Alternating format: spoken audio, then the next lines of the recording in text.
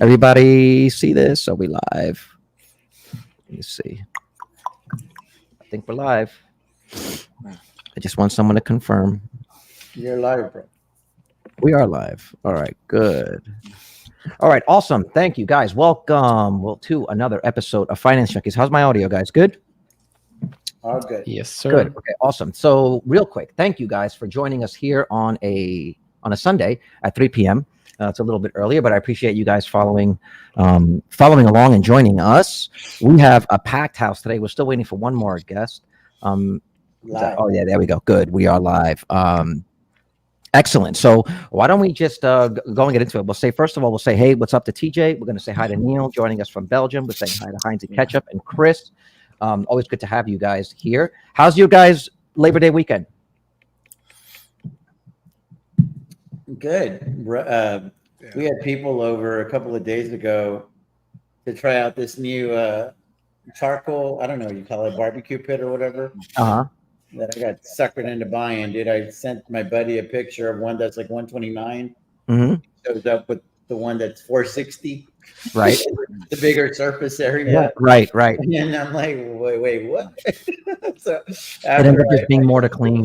Shock. We had a real good time, and dude, but then people were like here till 3 a.m, and it was one of those like, you don't have to go home, but you can't stay here type thing. You know what I mean? Yeah. So I realized I'm old, bro. I don't like doing that shit anymore. What about you, Chris? What have you been up to for the weekend? Not much, man. My father-in-law just had heart surgery, so. Oh, I saw the picture. Yeah, that's right. You okay? Yeah, I'm okay. I'm all right. How's he? I just think he's doing all right. He's doing much better today. Like they got him walking and talking. So, you know, it's major surgery, but believe it or not, it's not as uncommon as it seems like, you know. So yeah, luckily his surgeon was really good. And he's a tough old dude. Like he works out a lot, so he was pretty good. The only thing is he's like one of those guys that like he'll never go to the doctor. He'll Right. like he'll be sick for a while, just chalk it up to like, oh yeah, I just have some stomach issues. Like, no, bro, like your chest hurting is not stomach issues, you know? Right. So, yeah. What's hey Chris, can I ask what surgery it was? He had sorry, give me 1 second. Triple bypass? He had a quintuple bypass. Oh, so wow. yeah, so he had severe heart disease where he had multiple blockages, and then they ended up having to take him. So originally we thought maybe he just needed some stents put in, but then when they did the exams like under what is that thing called, under CT, they realized that no, they had multiple blockages. So that's like take him as an emergency to an inpatient to a bigger hospital, and then they did the surgery there where they kind of just did the bypass where they actually take veins from your legs and they, you know, attach them into your heart and basically create like a new path for the blood to flow to your heart muscles. The good thing is none of his heart muscles were impacted, which is good. Did they say, were they able to figure out what the source of that was? Was it diet? Was it just genetics? Like, No, it's a combination of things, but I don't think it was the diet necessarily. I think it was more probably like genetics. Like Indian men we have a pretty big disposition towards heart disease. So it's something we have to keep in mind and monitor, and just, you know, we do have to eat a cleaner lifestyle, but there's a variety of factors that go into it. My grandfather did not go see a doctor. He was a boxer. He like played sports all of his life. And after he retired, he just never went to see a doctor. And even he died in his 90s. And the only complaint he had was he was a bit hard of hearing. So it's funny how like the older generation is just a lot stronger. You could argue they're a lot stronger than us, you know? All right. Oh yeah, there's a poll going on. Whose first time is it tuning in? We'll see. We'll leave that poll up for a minute. I got 60 people coming in. All right. So let's get down to business. I wanted to talk a little bit about NVIDIA, but before we do, I did want to play this video and then see which video. You guys can see this? Can you see it? Let me see. Yeah, okay. The best idea, if you want to make 10 extra money, is you buy something that everybody in the world needs, nobody in the world can stop, and almost nobody understands. Perfect. Okay, so in 2010, that was Amazon, or that was Apple, or that was Facebook or Google. These are all dominant digital networks that everybody in the world needed, that nobody could stop. But if you'd ask the typical mainstream investor, is this a good investment? They would all say, oh, it's very scary. It's overvalued. Amazon doesn't make money. You know, mobile phones used to cost $50. You know, it's like Apple's going to sell an iPhone for $600. They said it's too expensive. The iPhone $600 is too expensive. Nokia will sell me one for $30. They said Apple's going to go to $30. And of course, what happened is Apple went to $1,500. Yes. And so the conventional wisdom was against these big tech companies. All right, so that's a preface to that's a preface to this. Let me go here. John Brown, where is it? No. All right, you guys can see this? Let me see. Yep. Yeah. This is an incredible income statement from NVIDIA, as well as, hold on.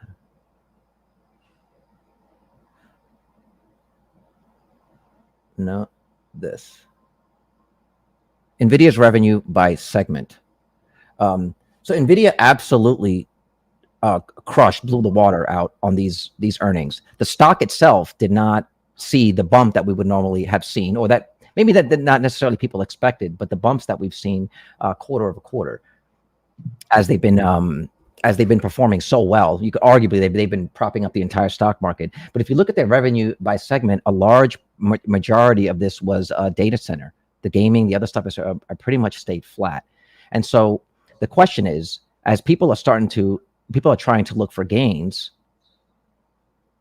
that the types of gains that we've seen over NVIDIA, it seems to me that the markets are starting to look downstream and saying, okay, who are the companies that are buying all of these GPUs?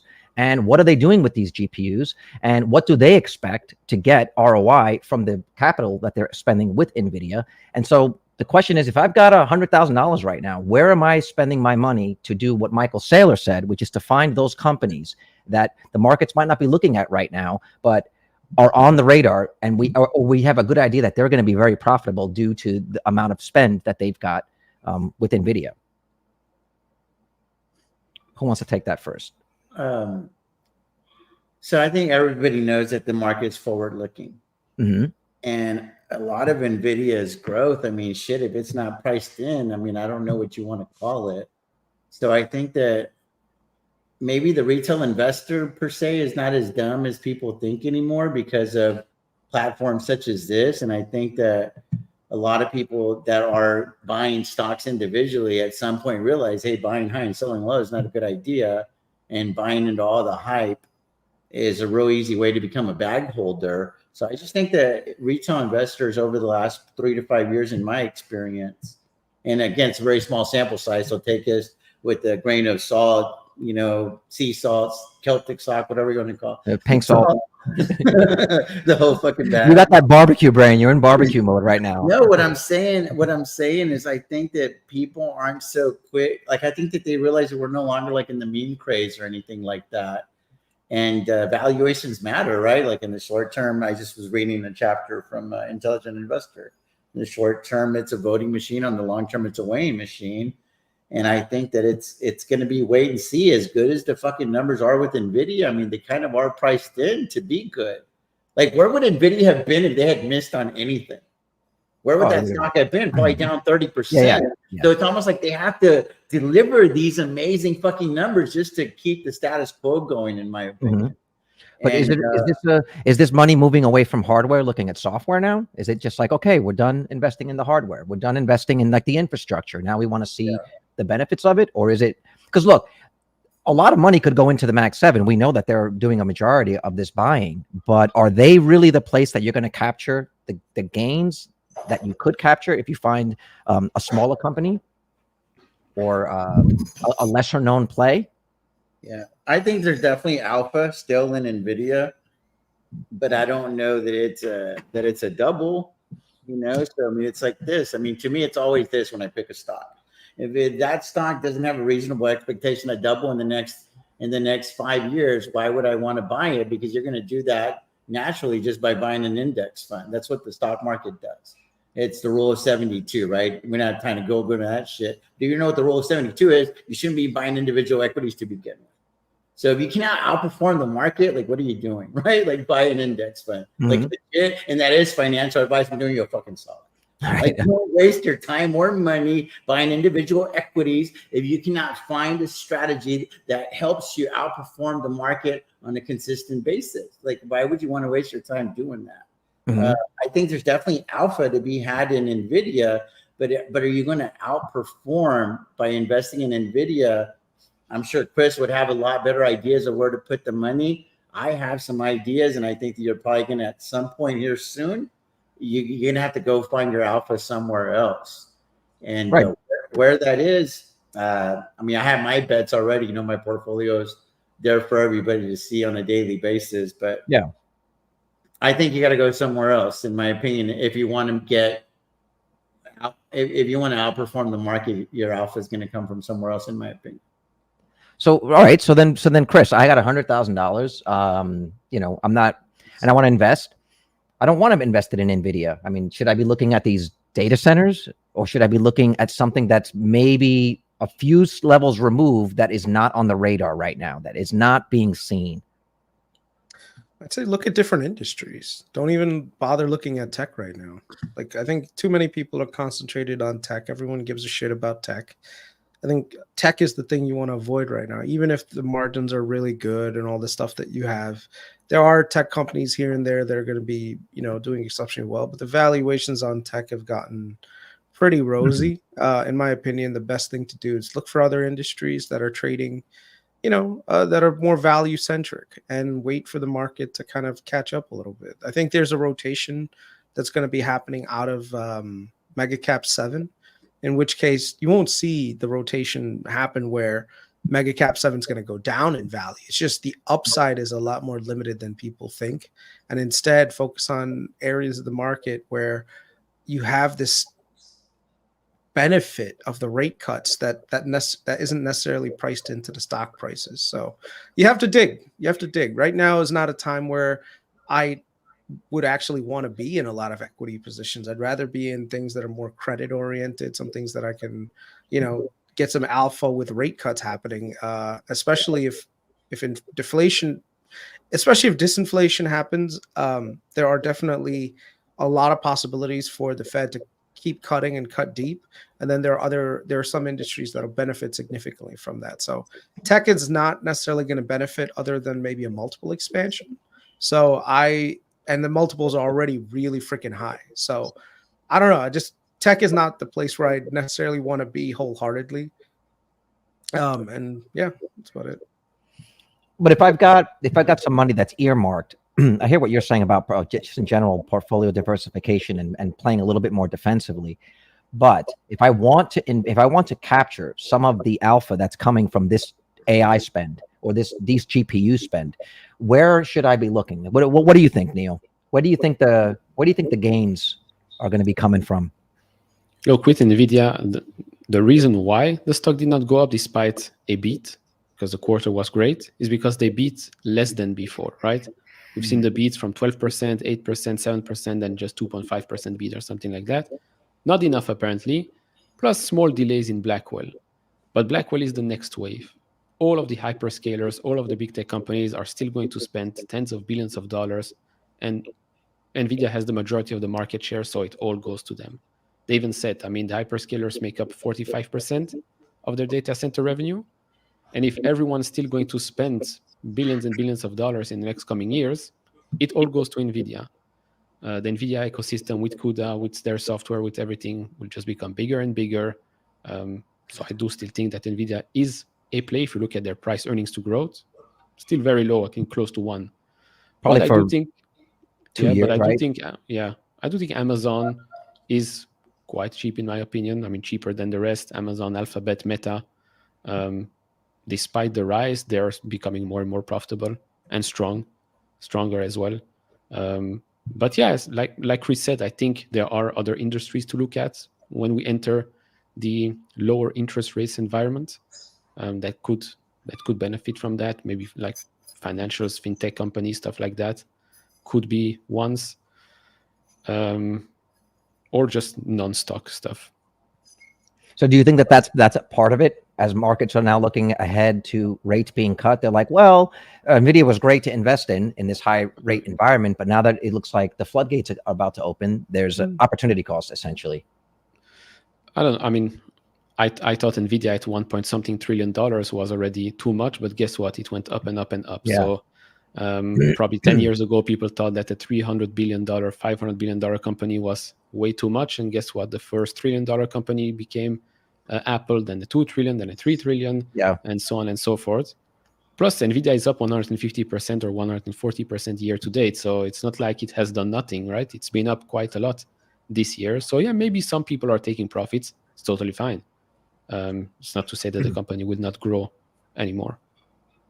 All right. So then circling back to what you were saying, Chris, if NVIDIA is essentially a distraction and essentially like markets might be just a little bit fatigued of the AI story, or at least just piling into every earnings beat, where do you think the hidden alpha is right now as we move into a lower rate environment and NVIDIA is still crushing on its on AI?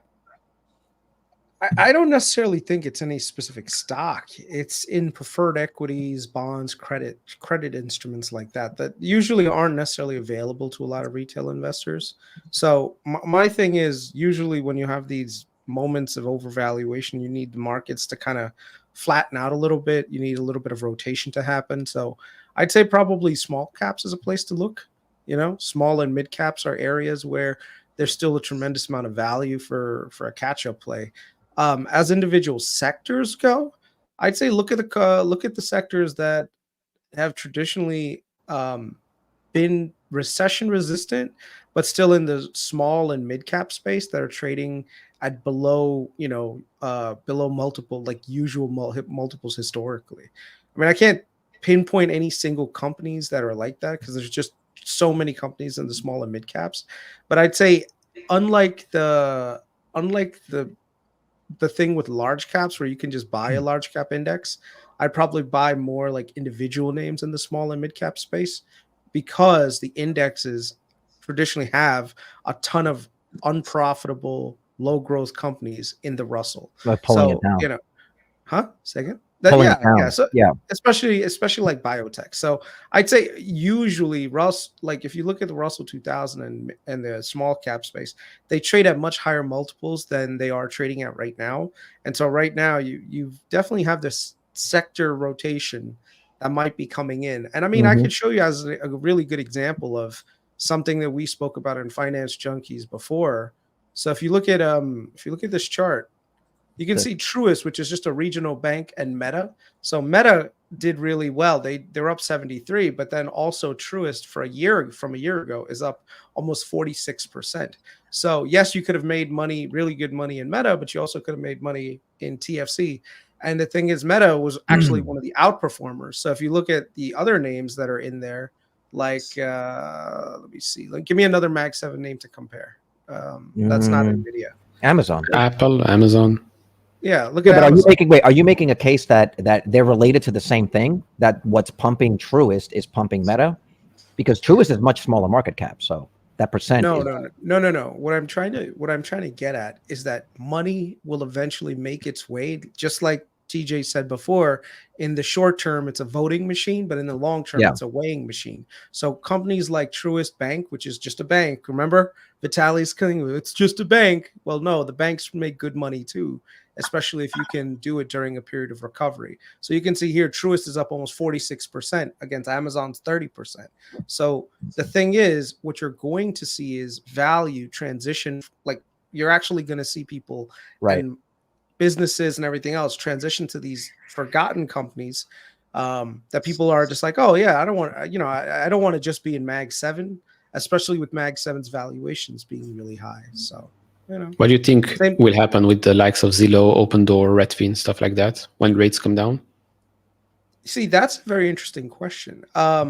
Transaction volumes is what their businesses wholly depend on. So, you know, transaction volumes eventually will pick up, and each one of these businesses is, has a unique business model that can capture those transaction volumes. I'm not so sure about Open Door as much because I'm just not very bullish on the company and just its business model, and especially with everything happening with the NAR, changing the way that the business model works. I'm not sure Open Door is really going to benefit significantly. So Open Door I'd probably avoid, but the other companies like Zillow and Redfin, more listings, more transactions equals more revenue for them, right? In which case now, if you look at them on I haven't done the research to see what kind of valuation that they have, but I would be interested in probably like mortgage, two segments, mortgage issuers that traditionally do a lot of the refinancing because they make money on the transaction fees for mortgages. So when you go apply for a mortgage, they give you the mortgage and they sell that mortgage to third parties and they Or bundle it up. refi, So, right? A refi. or refi. So Yeah. they're a good place to look. Another place to look, believe it or not, is mortgage insurance. So I'll give you guys one that I've been looking at that I had earlier in last year, but I kind of missed it a little bit. Have you guys ever heard of NMIH? The ticker? Yeah. No, let me see. So let me pull it up. Okay. So they are a private insurer of mortgages. Okay. So this is NMI. PMI. These are the PMI companies. Yeah. Look at this. It's up almost 100%. Well, 41% in the past year, right? And if you look at all the statistics on it, let me just bring it up 1 second. NMIH. They're a really small cap. They're about $3 billion in market cap with a PE right now of about 9.71. And if you look at their financials, they're just gaining tons and tons of premiums coming in. It's a nice upward trajectory business. They're generating a good amount of profit, and then they're also doing a ton of share buybacks. So look at this 1 second. So the shares outstanding have been going down, right? So if your shares outstanding is going down, your net income is going up, and your net income to common is just accelerating. So this is a $3 billion market cap company that's making $348 million in net income with a shrinking outstanding shares. I mean, it's pretty good. And if you look at even on a cash flow basis, they're doing extremely well. So operating cash flow is almost at 380 million. Like I said, and go ahead. What is their revenue? How is their revenue tied to high interest rates? So when rates come down, transactions, the more people buy houses, the more they get to insure, right? So when you do PMI, right? That's what it is. You get private mortgage insurance and they insure it. So let's say right now, if you have a higher rate mortgage, right, then you have to insure a higher amount. Like that's at least how it was for me. I'm paying a lot of money, $300 and something still on PMI. And I don't know, I don't know how it is by you, but when I tried to get my PMI cut off, since my mortgage was turned over twice now, they told me that now I need 65% loan to value before I can drop the PMI. So instead of paying it for 2 years, it's going to be like 6 years. I've got to pay this PMI. There you go. Maybe you should be buying some of this private mortgage insurance. I'm saying, no, that's what I was thinking. Wow, maybe make some money on the back. It's a great business. It's a great business because you're essentially insuring mortgages, and right now credit quality among people is not too bad. And if transaction volumes go up, that means that that's more opportunity for them to, guarantee mortgages, Okay. All right. Look who showed up. Rango. Yo. What's up, Rango? Can you turn your camera? Just a second. There we go. Does everybody know? Everybody knows and or have met Rango before? All right, Rango, why don't you just for Neil anyway, introduce yourself, and then it'll make sense why I wanted to have you on this one. Hey, I'm Rango, and I've been on the show quite a little bit here and there, and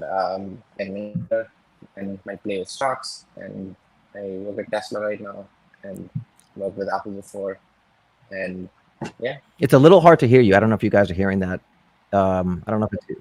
Oh, is it? I think it's the Wi-Fi. Honestly, I just think it's the Wi-Fi. Wi-Fi? Oh man, I was hoping that the Wi-Fi just worked. Just a second, let me get that. You look like you're in one of those photo booths at like a high-end restaurant. That's what it looks I'm like. not sure why the Wi-Fi is not working. I'll drop Oh, off. it's good. I think it's good. Now it's getting, whatever you did is getting a little bit better now. I didn't do anything. I just moved a little bit. I don't know if it works. It's working right now.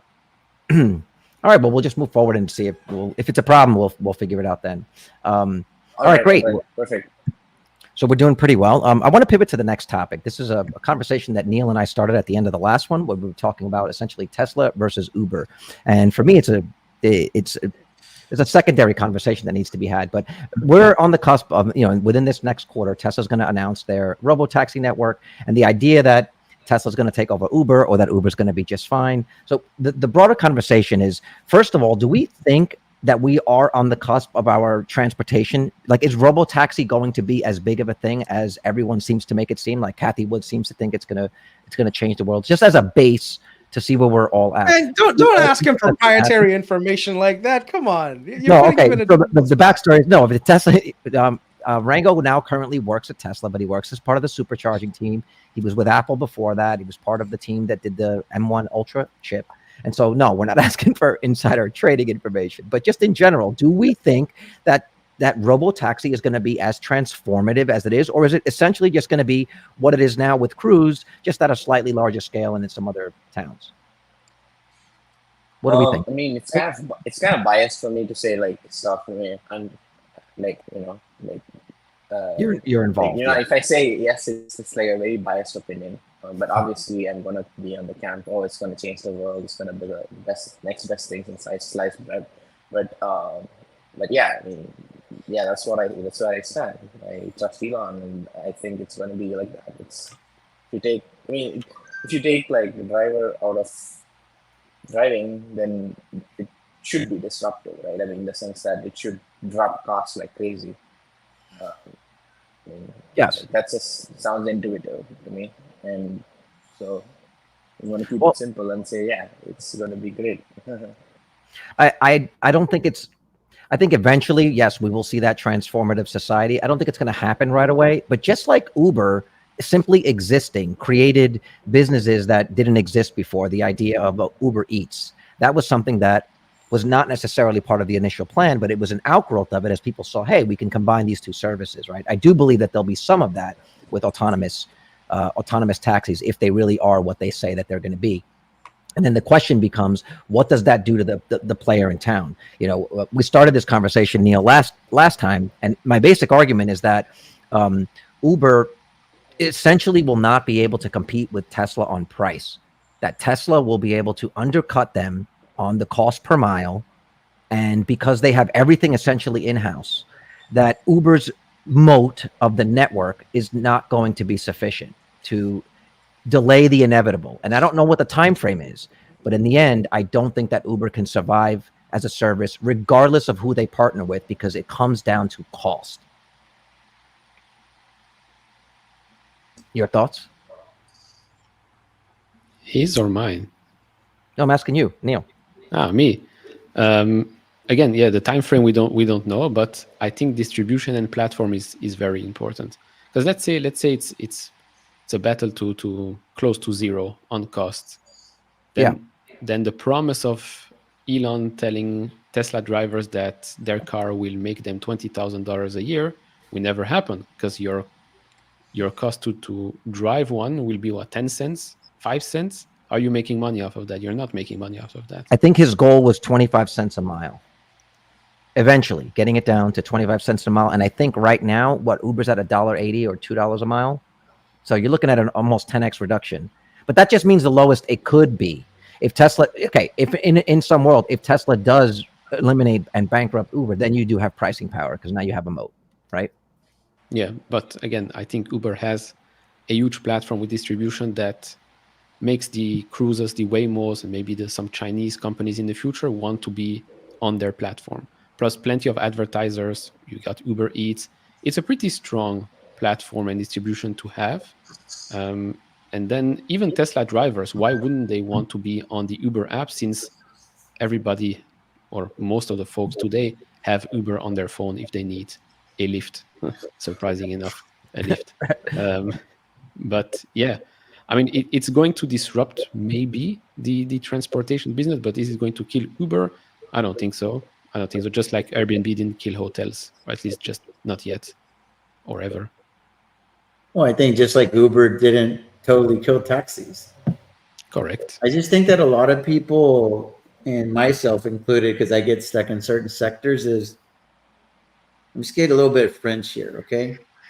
Y'all realize how big the fucking world is? I mean, has anybody ever considered how many fucking people 8 billion people is? It's a lot of fucking people. There's a lot for a lot of people to eat. There's a lot for a lot of companies to survive and thrive.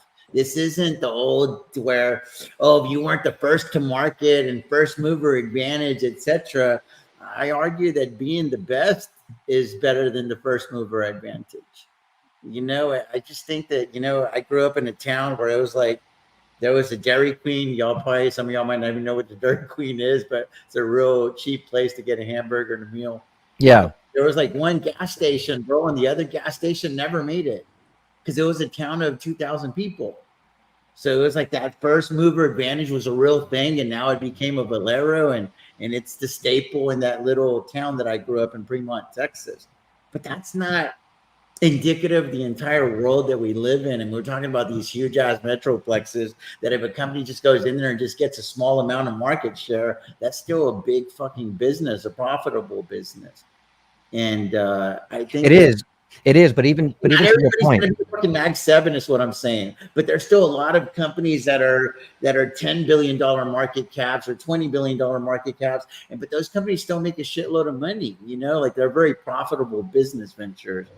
And I think that Uber is definitely not going to die.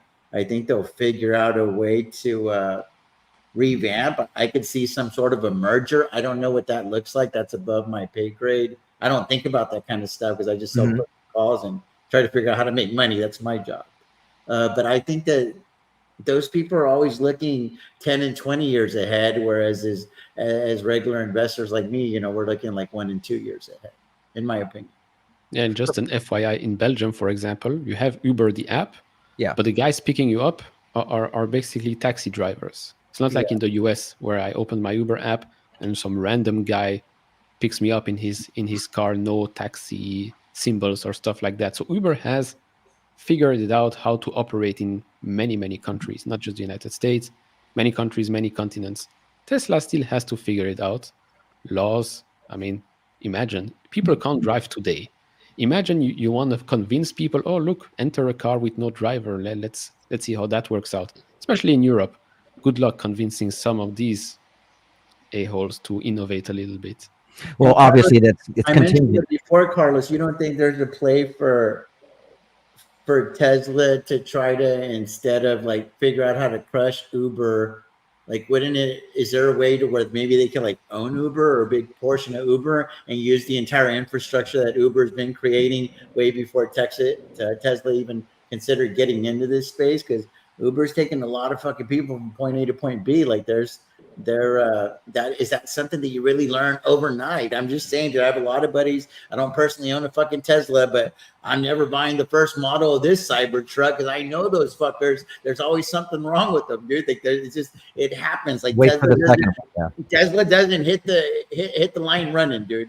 There's always glitches, and I just feel like people maybe underestimate the power of somebody already having their go-to move on their phone, which is Uber, and people are lazy a little bit to get them to do something else and put all this information and all this shit. I'll give you a little example, and then I'll let smarter people talk. But I have somehow Chop on my phone. I think I mispronounced it. I'm sorry.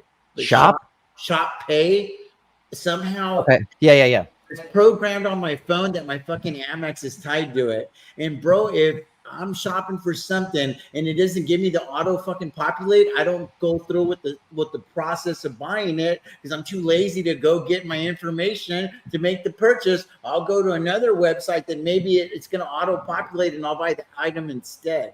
So that's laziness to the nth degree. But dude, I think that's a microcosm of what a lot of people are. I'm just throwing my shit out there.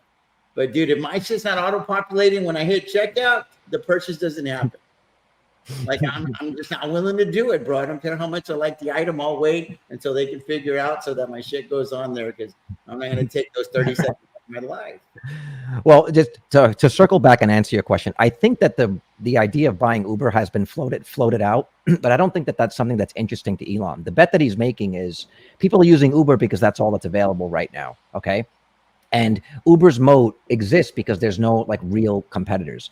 The regulatory hurdles can easily be managed if you can prove to the regulators with data that shows that these vehicles driving themselves are safer than having a driver. Plus, you eliminate any of the issues, and you've seen these issues where nefarious drivers doing some sketchy things, right? And this has happened, and it is a real problem. I think it's more prevalent outside of the U.S., but we've seen these problems, right? And so the idea of safety, maybe not wanting to put your kid or your daughter or your wife in a car with somebody you don't know, who also may have been drinking, may have some other things. It eliminates a variable for safety, right? And the idea is that at the end of the day, the price wins. If I've got Uber and Lyft on my phone and I'm finishing a concert, I look at whichever's least gouging me on price and I take that. And the idea also is that you can make the experience consistent. Like, you never know what you're going to get in an Uber, right? Sometimes you get an Uber and it smells like shit, or the guy's being really nasty, who's on the phone. Other ones you get in are like super, super professional. This would sort of standardize it.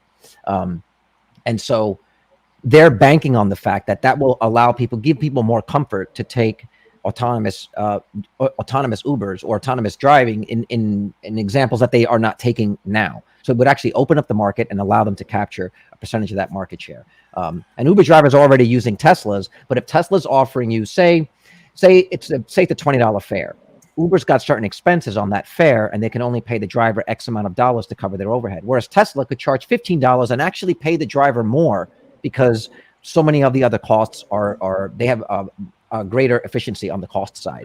And so eventually it's like, well, if you're a driver, where do you want to go make your money?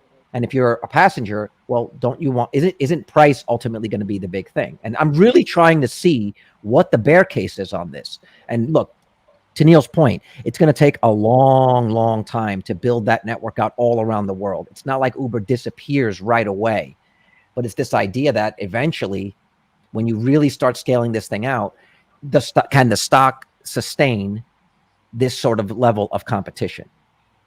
What happens in the future if Uber partners up with some Chinese car maker like BYD, and they have millions of cars on the road? They're already partnering, but it's about ultimately it comes down to cost. Purely robotaxi, purely on a robotaxi thing.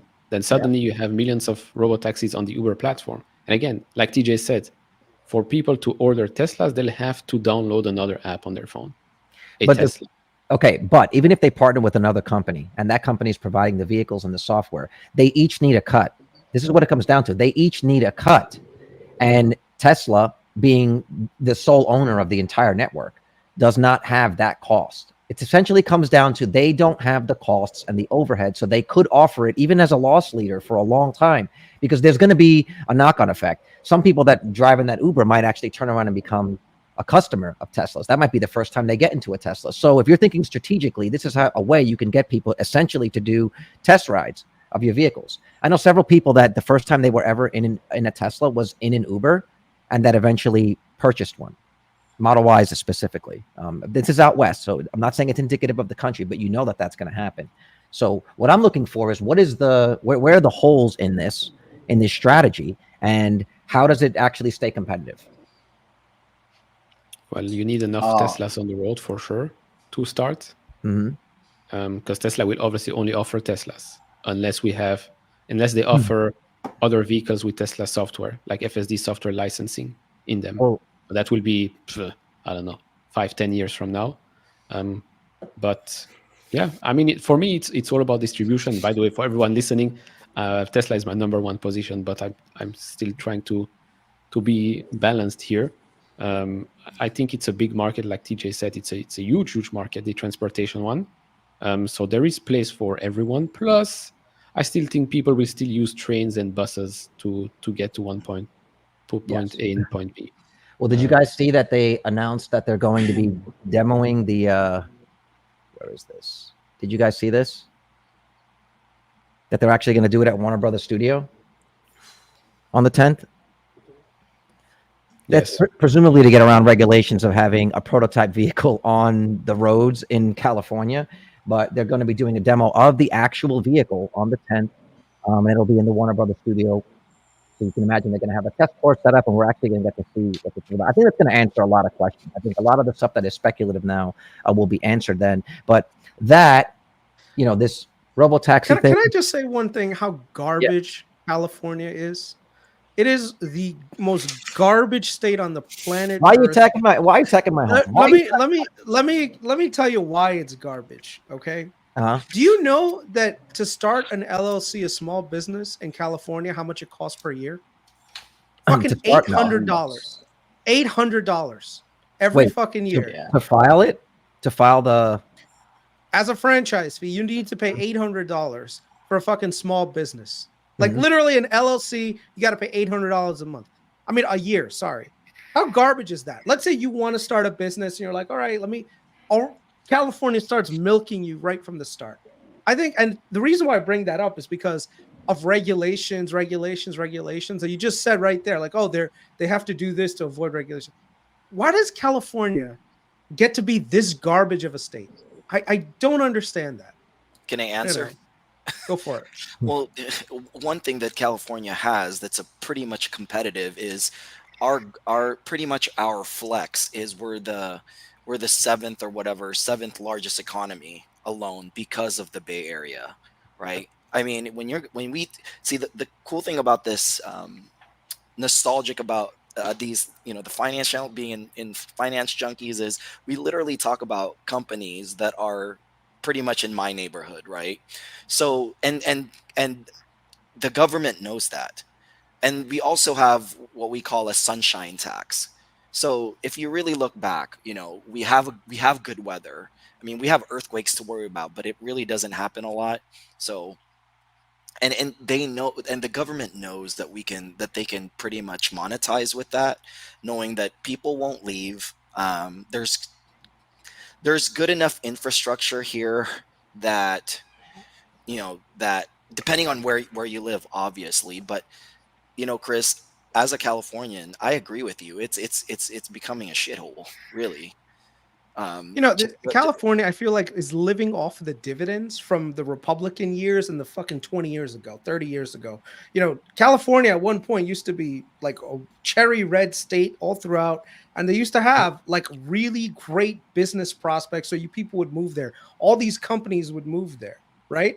You could start a company there. You'd find all this talent. They invested a lot in their education system. But right now, everywhere you look, California is just turning into like, I swear, I feel like one day California is going to end up being like Detroit, where you see all the stupidity of every liberal policy just kind of get put in there. And then eventually people and businesses are just going to say, what, we're done. We're done with this bullshit. Well, if you go to San Francisco is like that. It's actually quite scary how San Francisco has changed the past 10 years. I used to go to San Francisco once a week or once a month, right? I would always walk the bridge. It's nice, and people still do, but it's absolutely unsafe. I don't know if anybody heard this yesterday, but I'm a Niner fan, big football fan, and the guy that got shot. Nick Kershaw. Man. Yeah, but that was in New York. But that was in New York, right? He didn't get shot. No, it was in San Francisco. Oh, okay. He got shot in the chest. Yeah, by like some. And he won't play again. They say there's a chance that he won't ever play again. And he's stable, but he might not play again. Yeah. And so with that being said, it's. I think I was watching like a TED talk where when we talk about these freedoms, like the freedoms that we have here in California, what's the point of freedom when you feel unsafe in a place like San Francisco, right? So I share the sentiment with Chris. Believe me, it's frustrating. There's good and bad things. It's become the bad things are becoming more apparent. With the crime and the homelessness, but yeah, there's a lot of stuff that needs to be fixed around here, Chris. And business is one of them. Being a real estate owner, it actually you better know.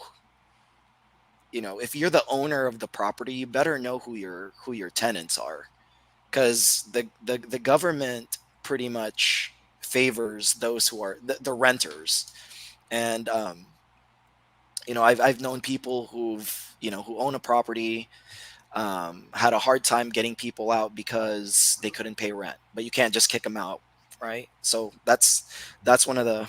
Well, that's what's happening in Aurora right now. I mean, I everything I see about California just makes me be like, what the hell is wrong with you? Like, here's an example. You have all these old school boomers who own property, right? They're never going to let you build new houses. And yet there's a housing crisis. And then at the same time, they're like, okay, we'll pay you to be homeless in California. And then they wonder how all these tent cities just populate everywhere and how they have a mental crisis, a drug crisis. And then the amount of money that they spend on treating the problem instead of the symptom is just, it boggles my mind how much money they spent on fixing the homeless crisis and actually made it worse. Oh yeah, and if you look at if you calculate what the cost was per home that they built based on the budget, it was a ridiculous number that'll never be recouped. I do want to bring up this comment because I think this is California. This is a detriment. California is a sign of just too much money. You start doing silly things because you can. Did you guys see Peter Thiel's sort of spiel on California when he was on the Joe Rogan podcast? What he said? He said California is very similar to Saudi Arabia. See if you could pull that up, Shane, if you could find it. I was looking for it. I couldn't find it. It was Peter Thiel on Joe Rogan, and he put it really succinctly that it's a lot like Saudi Arabia, where it's like basically they have just all this infinite money coming from the gold. Well, out here, it's the tech companies, and they generate so much money that it creates a bloated government that is basically predatory, and everyone's just doing favors, making these ridiculous contracts, and then nothing's actually really happening. But there's so much money here because of all of the tech companies that essentially it incentivizes the government to waste and you guys heard not, that thing? Not conducive to a good economy long term. You guys know the saying, the shirt sleeves to shirt sleeves thing, where one generation builds it, one generation maintains it, the next generation destroys it. I feel like California is in like the last generation right now. They're just like, how do we fuck? There's so many great companies. How do we drive them out? How do we, how do we make shit worse? I can't even believe that Peter Thiel made that comparison. I mean, if anybody knows I don't know anything about Saudi Arabia, but I do have family that lives in the Emirates. So one big difference, that a major big difference between places like Saudi Arabia and here is they really are pro family. And they don't pay taxes because the government's it has enough money to where you don't have to pay income tax, and it's a lot safer. So this just goes back to it's really hard to talk about freedom here when if you really look deep, you really don't have a lot of freedom here.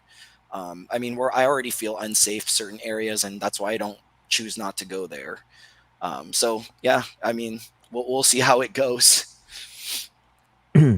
Yeah, but it's a sign that things are changing out here. There are some businesses that are moving out, but I think the people are starting to have enough of some of these policies. I saw something with a chief of police in one of these cities here, like openly just saying, calling out Newsom and being like, these policies are destroying our cities, and it's only a matter of time before you just can't hide it anymore. So at least on the ground here, it seems like the tide is starting to change, albeit slowly. Well, people still vote for the same guy that destroyed your state. So I don't know how they didn't. I don't know how he didn't lose when they challenged him. I don't know how they voted him back in. Because they rigged it, man. They rigged it. Like, nice, they rigged it. Say what, Rango? Basically, there's a media blackout on anybody who was running as a Democrat in California, like other than Newsom during the recall. So, like, I was following Meet Kevin's campaign. Yeah, his campaign. Yeah. Yeah. So he basically was like blacked out, and he couldn't even use his name, Meet Kevin. I thought he was going to do better. And actually liked some of his platform about financial literacy, et cetera.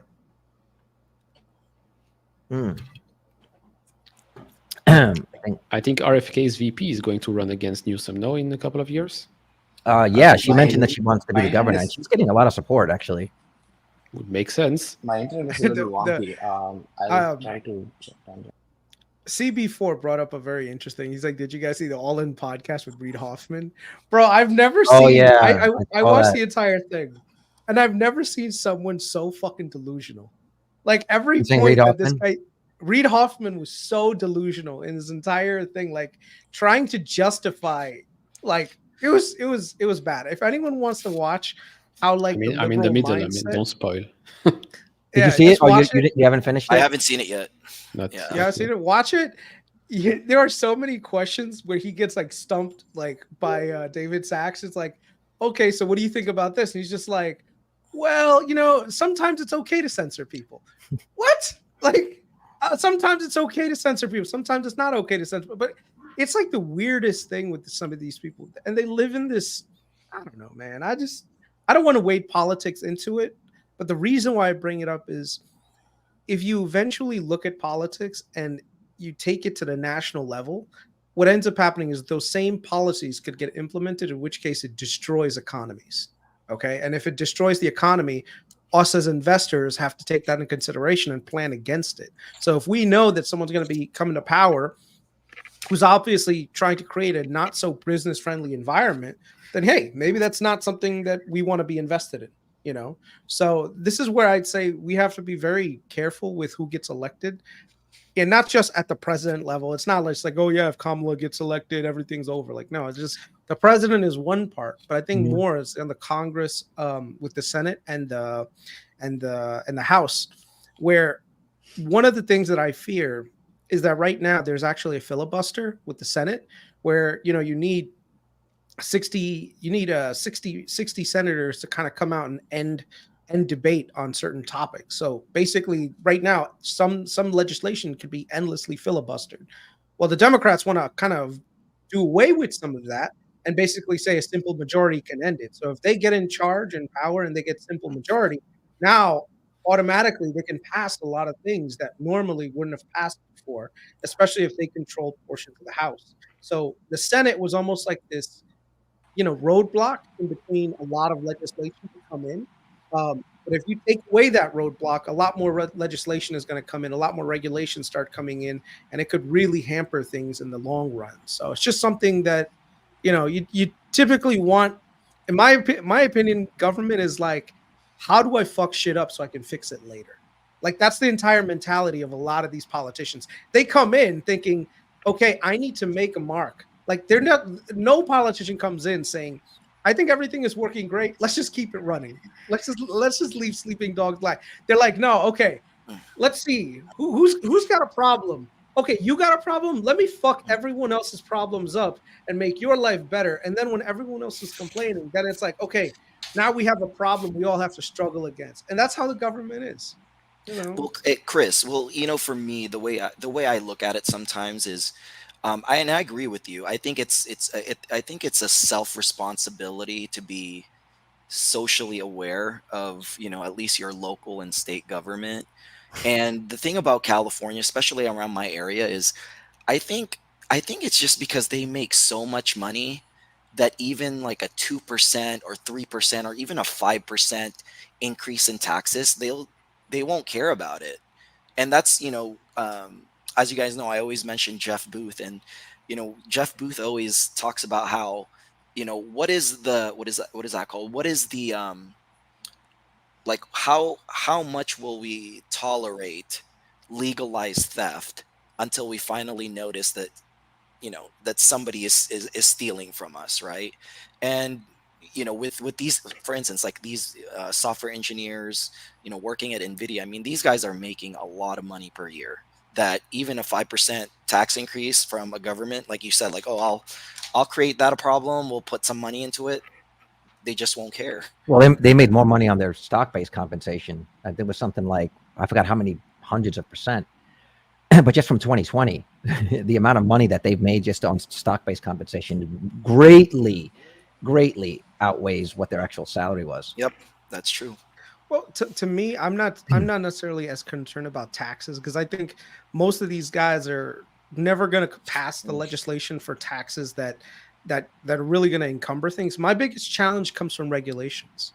So as an example, and I've worked in an industry that has regulations, but if you look at certain regulations in California, New York, whatever, they have this tendency to kind of like use income, like incumbents tend to pay these guys and pay the guys off so that this way it creates roadblocks against new entrants. Do you guys ever wonder why there's no competitor to Google, why there's no competitor to Facebook, Microsoft, any of these things? Like, I thought at one point, weren't we supposed to be fighting against monopolies?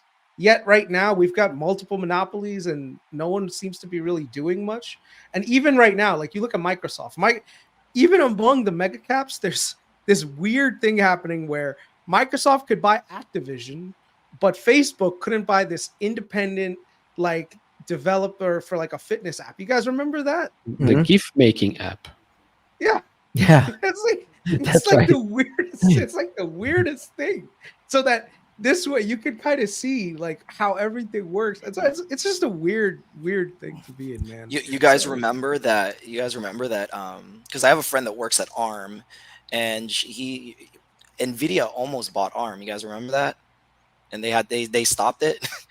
It was the UK regulators that stopped it. It wasn't the US. The US said, go ahead. It was the UK after regulators. a year. Yeah. Same with Adobe and Figma. Also took a year, and then nope. Yep. Well, yeah, like a year later, did they actually and end up blocking that? They did, They right? had to pay $1 billion fine. I mean, fine, the contracting between Figma and Adobe. But it's crazy that it takes a year. Like, imagine what happens with the value of a company in a year, especially nowadays. It's crazy. Well, you could argue that that's part of it, right? That's part of it is you got to play the long term on that. Yeah, but if the deal doesn't work out, then you screw them over, basically. Yeah, I mean, hiring is an issue. Who would want to come to a company who's just like just going to stay flat, not waiting to be acquired? I mean, it's very hard to get people to come to the company, right? Anyway. You're saying on the side of the company being bought out? Yeah. Well, I'm glad that you brought up Meta, because I did want to play this. As you know, Zuck wrote that letter. Before that, can we like wrap up the robotaxi thing? I just have like one thing to Sure, say. yeah. I didn't want to put you on the spot because you do work at Tesla as the supercharger. Yeah, no. I'm not talking about Tesla. I'm talking about Uber, right? So Okay. I think the points I got here was like they have a great platform, their revenue is diversified, etc. Whatever you got. Just want to address some of those things at least. I mean, Uber is an expensive stock. It's not a cheap stock. It's an expensive stock, all right? And most of the revenues is concentrated from like 15 to 20 cities, I would say. Or most of the revenues, like including ad revenues, ride-hailing revenues, like it's very concentrated revenues, right? I'm not saying Tesla, if whoever makes robotaxis and taking the cost out of the loop, they are going to go into these 15 cities first, which makes their revenue model extremely weak, right? So that's like, and if you're only talking about time horizon, then at some point market will start pricing it in, and your stock won't be as expensive. I'm not saying Google will go away; it just will get a big valuation cut. Yeah, that's like my. So what you're saying is that although Uber's worldwide, a majority of their revenue comes from 15 or 20 cities that can easily be targeted by Tesla or other companies that can easily undercut them on price if you remove the driver and all the other things. And so even if Uber doesn't go away, eventually it'll come down in valuation and multiple, and it could continue to exist, but at a much lower market cap than it's enjoying today. Yeah, that's I don't disagree with that. I don't disagree with that, and I'm struggling to see what the what the hole is in that argument that Uber, even if they partner with somebody else, having to have somebody else cut in on the deal just doesn't make sense to me. How they could actually stay the king of rideshare. Yeah, that's. Anyway, I guess I actually have to go. My internet is sucking so badly, and like I'm actually outside right now, and I just got here. I thought internet would be much better right now. I kind of have to go. I'm in India, right? By the way, it's 3:30. Oh, that's right. That's right. You were. Oh, yeah. What time is it over there? It's 3:30 here a.m. Oh, damn, dude. 4 Both you and actually, Neil. 4 It's like, what is it, like 2 a.m. by you, Neil? 4 a.m. Actually, 4 a.m. Oh, my God. Well, I appreciate you coming on. I totally spaced out that it was going to be that late for you, but I appreciate it. He's losing Yeah. weight as we're streaming, guys. Look at the sweat. Awesome. Well, thanks for popping on, and we'll do it again when you're back in the States. All right. Yeah. Rango, we got to get coffee again, bro. Oh yeah, you guys met up. That's Yeah, right. yeah. Yeah. Oh, that's fucking badass. Yeah. All right. Thanks, Rango. All right. So here, there we go. So I did want to pop over, since we are talking about Meta. I don't know if you guys saw Mike Benz on the Tucker Carlson show talking about that letter that Mark Zuckerberg released to Congress. Did you guys know this? Obviously, he released a letter to Congress basically confirming that the government did in fact pressure them to censor things around COVID, certain stories that were related to the election. And immediately people jumped on Mark Zuckerberg. And I'm not going to deny that I was one of those people. Oh, he's just getting ahead of it in case there's an administration comes in that's not sympathetic to him, et cetera, et cetera. Now, I don't know if you guys follow Mike Benz at all. He is one of the most knowledgeable people, at least on the subject of censorship. And he gave a like 3-minute like breakdown of what he thinks was actually going on behind the scenes with Meta at this time. And I got to say, I've never seen this guy to like be wrong, at least in his analysis. And if he's correct, I would say that myself and many others have Mark Zuckerberg wrong. And if you know me and you follow me for a while, you know that it's really hard for me to say that. But the facts are the facts. And I did want to play a little bit of this for you guys and see what you think. Have you guys watched this at all? Is this the first time you guys are seeing this? All right, so I'm just going to play this, see what you guys think. Hold on.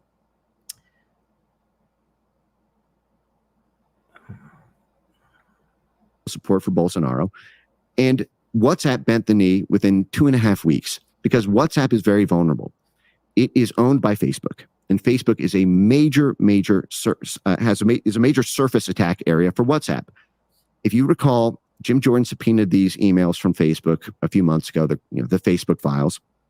And in the Facebook files, it came out that Nick Clegg, the head of public policy, the head of the censorship terms of service at Facebook, did not want to cooperate with the Biden administration's demands to censor COVID, but urged his team to do so anyway because we have bigger fish to fry with the Biden administration. So we need to think creatively about ways to be receptive to their censorship demands, because Facebook is totally dependent on the U.S. State Department, the intelligence services, and to some extent, the long-range threat of the Pentagon to protect Facebook's data monopolies, to protect its advertising revenue, to protect it from laws like the EU Digital Markets Act and Digital Services Act, which is so, and this has come out as well. And I was at the State Department when I was called by 9 Google lobbyists, who told me that the number one threat to Google's business model over the next 5 years is the EU Digital Markets Act and Digital Services Act. They need the protection of Big Daddy State Department for favors for their profits. And so they play ball with the State Department's censorship demands in order to preserve that. But they are under the barrel of it.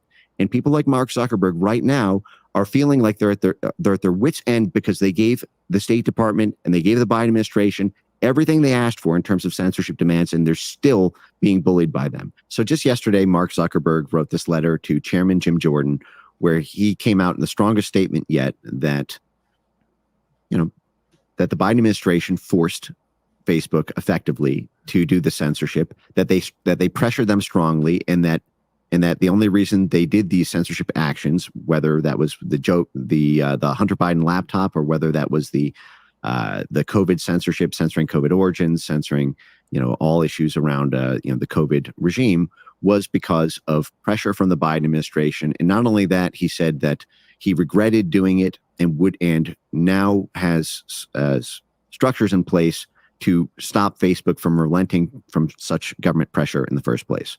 And while this is great to hear Zuckerberg say, it would have been a lot more useful 4 months ago when there was a Supreme Court case under deliberation where the Supreme Court effectively argued that there was an insufficient causal relationship between government pressure and platform censorship action. So having a direct letter from Mark Zuckerberg unequivocally saying that there was, as the head of Facebook, would have been very useful to establish a Supreme Court precedent. But leaving that aside and the sort of too little too late nature of that, this is something that had been percolating for a while. Facebook, Mark Zuckerberg said that he regretted the censorship actions 5 months ago on Joe Rogan. So it's no surprise that that Zuckerberg expressed that in writing, but the fact that he would do it to the Republican chairman of the House Weaponization Committee, and the fact that he said he's no longer supporting Democrats in this election cycle, signals to me that he fears the blob now, and feels like the Harris administration's continuity of the Biden administration's pressure policies, that there's no amount of flesh that he can give up as a pound to satiate their bloodlust, and that he's turning, if not towards Trump, then towards something that's against that, and trying to provide whatever moral support to that without making a direct contribution to the other side, sort of maintaining the sort of patina of neutrality on financial and messaging grounds. He's not doing what Elon is doing by voicing explicit support. He's not, providing financial support, but he is very strongly motioning there, because I think he thinks that the neutrality of a Trump administration, because Trump was neutral.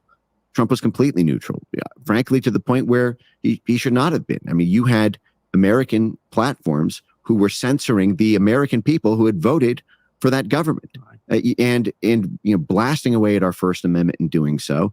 The fact is all of the government. How can you protect government? How can the government protect platforms that are censoring the speech of Americans? This would be like the State Department, supporting ExxonMobil and overthrowing governments to get oil and gas for ExxonMobil, while ExxonMobil was cutting half of Americans off at the pipe, at the pump at a gas station if they voted for, Eisenhower.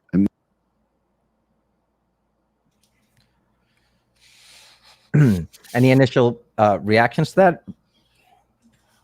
Well, yeah, you had American companies censoring an American president. How crazy was that? Mm-hmm. Well, it's also the idea. What he's basically saying is like, typically you don't censor people to not have access to these platforms, and it's basically, for me, the turning point there was I had never considered that Mark was acting almost like he was being extorted. In other words, right? I think a lot of people, including myself, have attributed some sort of nefarious intentions to what he's doing because of his own ideological beliefs that he hasn't necessarily just publicly stated. And we've been sort of interpolating that through his actions. But, and I'm just saying, if you 10th man this concept and you think about what he's actually been doing, and you look at even when he was testifying in Congress, and you look at it more like he's afraid of his business, or he's afraid of keeping his business aligned. He's afraid of going against, maybe even doing what he wants for to keep his business alive, because he's worried about what could happen to him and his business afterwards. And then you look at how he's come out now, the idea that he feels he has done everything that they've asked for and he's still being asked for more. And now he's basically walking this back, makes me reconsider the fact that maybe that is the truth. Maybe he isn't necessarily trying to be the censorship arm of the government, and he's actually trying to call it out and say, hey, we should have more of an open dialogue. In other words, maybe he does align a little bit more with Elon in the sense of, we're a publisher. We want people to say what they got to say. We don't want to be responsible. We don't want to be held responsible for it, but we don't want to tip the scales either way. Now, Meta's done really well over the last couple of years, but there's always a narrative, a multiple that's attached to things in terms of how people feel about the CEO. This is what people say that's happening with Elon Musk and Tesla. So if this is true, and this becomes public in the same way that, Bill Gates is no longer the most hated billionaire, and the way, what's his name? Jeff Bezos is no longer the most hated billionaire. If there's a real narrative and a sentiment change towards Mark Zuckerberg, what does that, how does that bode for Meta stock in the future? Like now, is now the people that were, say, morally holding out from investing in Meta, does what Mike Benz is saying, if in fact true, clear the path for these people to invest in this company? Like, is now the time to invest in Meta? I think the Zuckerberg rebrand has started a while ago, right? When he started going into the octagon, when he started lifting and having some gold chains and stuff like that. I think the rebrand has started a while ago. And to be honest, what we've seen with Zuck before was all these memes and making him the evil overlord of the internet for a long time, when he sips like his water in Congress. Yeah, like a robot. All of that we're seeing also with Elon, right? Right now, for right now, the last 2 years or so, it's been overdrive. But with Meta, I think right now he also feels like his business has become extremely powerful with all the AI investments. Yeah. I can't remember who said it, that the metaverse thing was just a smokescreen, so he could buy as many GPUs as possible, and then just pull the rug on everybody else. But I haven't heard that theory. That sounds a little. People thinking that he's not actually investing in the metaverse. He doesn't. No, actually he is, but he used that as well to just buy as many NVIDIA chips before everybody else jumped on the AI bandwagon. Which, I mean, look at it. Look at the turnaround of Meta. It's insane. Yeah, using the AI. I mean, Llama 3 is gigantic. It's open source. I mean, who would have thought, right? Who would have thought? But it's all a strategy. You give it away for free, you're destroying everybody else, which makes sense. Well, that was a smart move, especially at the time that he did it. It's a genius move. And to be honest, people are talking about Meta, but Google is still doing it. Google searches still broken, censored. I see people talk about TikTok. TikTok is a Chinese company. I know Google, Meta, all of those things, all of those companies did some weird stuff. Google's still doing it. But I wouldn't always compare American companies to CCP companies. I remember I had TikTok a couple of years ago. I signed out, logged out, and I was still getting notifications on my phone. How did that make any sense? It makes zero sense. I completely deleted the app, cleared every cache, data, whatever. It's insane. Can't compare both of them, in my opinion. But talking about Meta, yeah, it's a top 5 position for me, if that's the answer you were looking for. Okay, so it's still a top 5 position. What do you think about that, Chris? Do you think that this has any bearing on his public image, or that Meta's stock performance is as tied to the CEO and the sentiment around the CEO as, say, Tesla? I don't think so. No, I think it's purely just valuations and potential for future growth. But I do think that this is like so one of the things is this isn't new. You know, if you go back to like Howard Hughes, right? Howard Hughes at one point was brought in front of Congress and basically made, an example of by someone who had obviously a bias against him because of his competitor, Juan Trippe. So if you guys remember what happened with TWA Airlines, and at the time Pan American, you're going way back. Right? Yeah, there was a movie about that, wasn't there? Yeah. Leonardo DiCaprio. Yeah. Aviator. So yeah, the Aviator. So it goes to show you that politicians, especially when you put a lot of money into politics, it's kind of this weird thing where you have a business, it becomes really successful, and now the politicians have you over the barrel because they're like, oh, you want to stay big? You better do what we say, otherwise we'll knock you down a peg, right? And so they do what the government asked them to do, right, in order to stay in the good graces, basically. And now the government effectively has almost like this uneven control over that specific company, and it's just a weird freaking thing to see where politicians right now should not have this much influence over private business. And the minute that this starts to happen, you've already got like a total. This is what fascism actually looks like, by the way. I know a lot of people say like, oh, the fascism. No, this is what fascism looks like, where the government goes and dictates to private industry. The winners and losers, right? The winners and losers. That's literally the definition of fascism. So I would say we're at a point right now where hopefully we can all wake up from this and say, you know what, to the local politicians that are pushing a lot of stuff, saying, no, go fuck yourself. Censorship is wrong. If you're not able to criticize the government, that's like one of the earliest things to come before tyranny, where you can't say anything against the popular opinion that's out there. Even if you have the most egregious minority view, you should be able to express it and be called out if it's a stupid thing, or let people believe it and bring it up to the top. Every single idea at some point sounds stupid and ridiculous. I bet you if you go back before slavery and someone said black people should have equal rights, everyone would have fucking laughed at you. That was the contrary opinion at the time, but it was actually the right one, right? So I would say if we at the time said, you know what, there was no free speech in the Constitution, we would be in a position where anytime anyone speaks out against the government, we get held back and we can't move on as a people. So I would say this is like a slippery slope, and I hope people realize that freedom of speech has to be protected at all costs. Even a little bit of censorship starts it just, oh, we're just trying to protect the people. That's why we just want to, we just don't want people to fight just at the start. And then it kind of snowballs from there, and eventually it full blown becomes, hey, this is the party line, and if you don't agree with it, you're going to jail, you're going to be put into a camp, you're going to get put into a re-education camp, whatever. So all these things, like I said, I worry about next 20 years out, So hopefully the country still has enough oomph to say, you know what, we will stand up against this. At least here in the US, there are people willing to fight against it.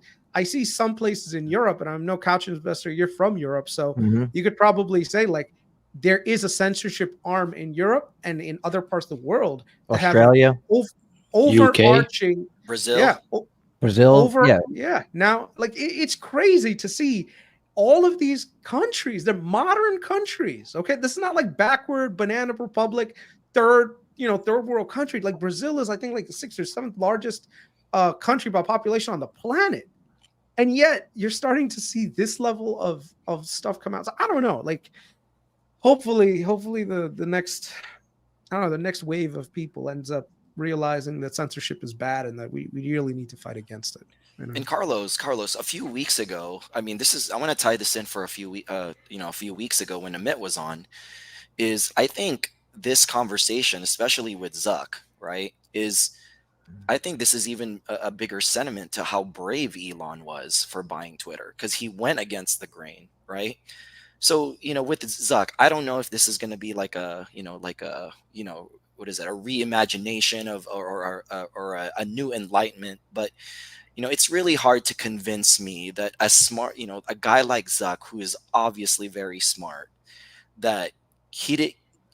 I think he knew that there was censorship going on. He was just not brave enough to fight against it, right? No, Heinzie, I think what it was is, at the time, it could have been something small, right? Been like, oh, can you just censor this one story? Okay, whatever. That doesn't seem consequential. They showed the email. They showed the emails, and it was like, take down this episode of Tucker Carlson, because it was like literally like that. It was something small in the beginning, an episode here, a small account there, et cetera, et cetera.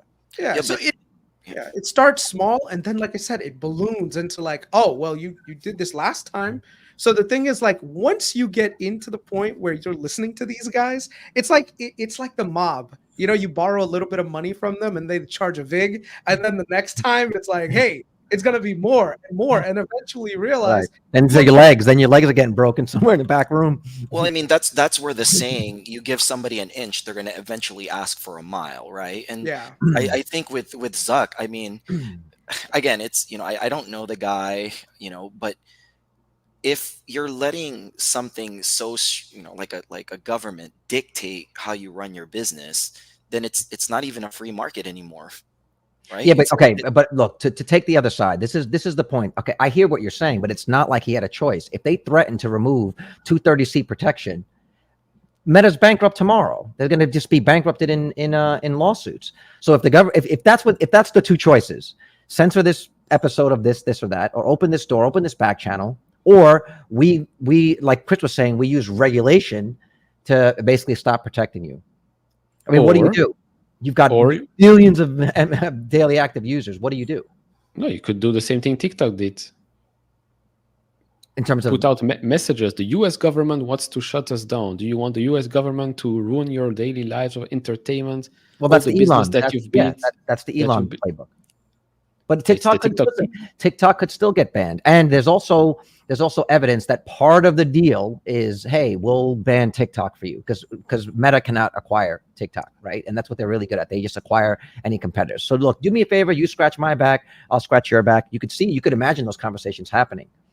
But this move by him, even though it is you could argue a little too late, it's still a bold move, and he's actually taking a stance. And I think guys like Elon before give him that political cover, even though he's looking at this being like, damn, I don't want my life to become Elon's life. But at least there's a precedent of someone before you, and at some point, if it gets bad enough, I could see Elon defending Mark. And to be fair, Mark, what is Twitter or X has 500 million users versus 2 or 3 billion users. It's a different ball game that they're both playing. Yeah, I mean, like you said, how can California, with all the CEOs, great companies out there turn out to be California that it is today. It's because people like Mark Zuckerberg and all the other CEOs are just afraid to talk, to speak up all these years. I mean, they have the same eyes as we have, right? I live across the world and I can see the shithole it has become. It's insane. And yet for all of these years, nobody said anything. Why is that? Mark Benioff builds a huge Salesforce building. Can he not see the zombies, the Walking Dead walking 5 minutes from the office? It's crazy. I don't get it. No, it's incentives. You gotta just look at incentives, right?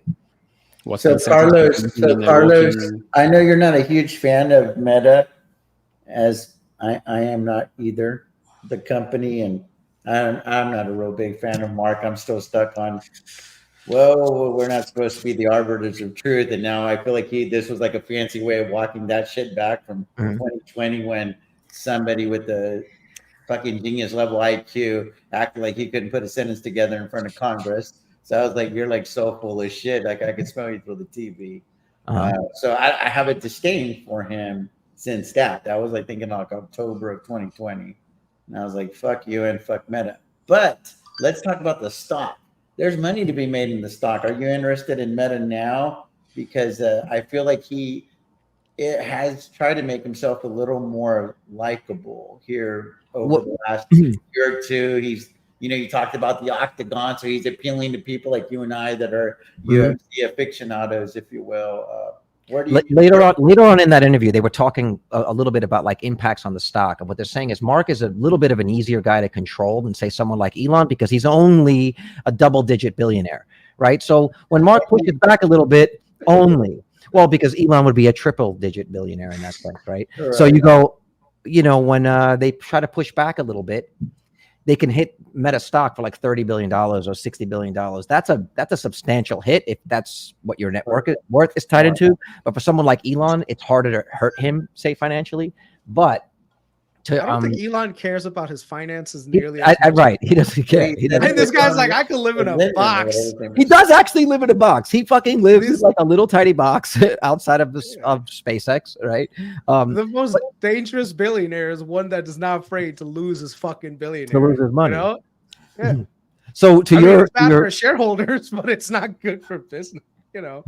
For him. So speaking of shareholders, this is what I'm trying to figure out. Does this represent greater upside for Mark if he's, say, seen at least by a certain faction of our population as like a champion for free speech or at least fighting back, or is he going to receive the same amount of FUD and attack in the media as Elon did? And does this mean like Meta stock, regardless of what it does, is going to receive that pressure, that downward pressure that we've seen on, say, Tesla stock?